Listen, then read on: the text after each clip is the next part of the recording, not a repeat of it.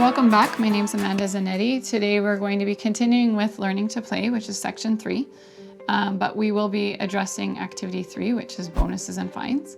So bonuses and fines is definitely an activity that the students get excited about. They want to know, what am I going to get bonuses for? What am I going to get fines for? But there will be some anxiety for some of the students, especially your students who are perfectionists and who do not want to have a fine. So keep in mind that maybe right at the beginning of talking about it, remind them that the fines are not something that are given freely.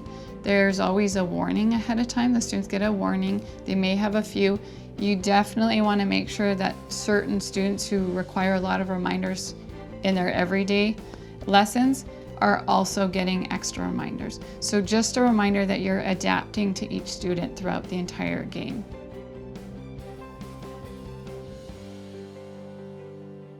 So what I do is I'll introduce the bonuses and we talk through the different amounts of money and what do the bonuses look like in a classroom and how you can get them.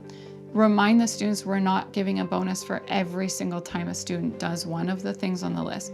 It's more about getting students to recognize each other doing something that could get them a bonus, so that it's not just the teacher giving bonuses and fines out. You want to build community by getting the students to start looking around more and noticing what the other students are doing to contribute to their community. So those are the bonuses.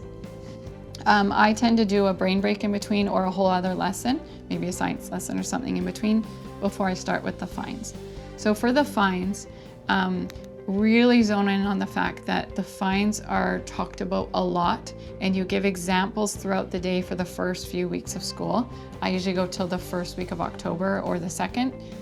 And then as the game begins, I ask the police officers, please don't hand out fines for the first 2 weeks.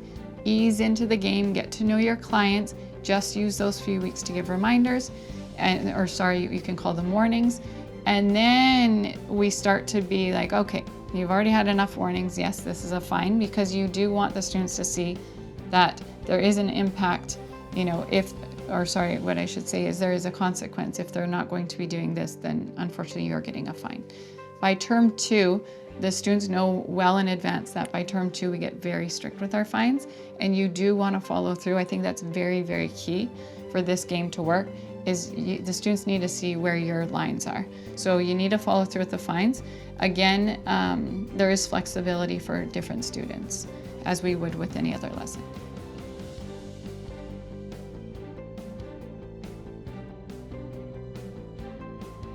At the very bottom of the sheet, there is a list of who gives out certain fines, because the police officers hand out fines, but the mayor hands out certain ones, and you can read at the bottom which ones, and those ones usually involve something that would involve the principal as well. So that's it for bonuses and fines.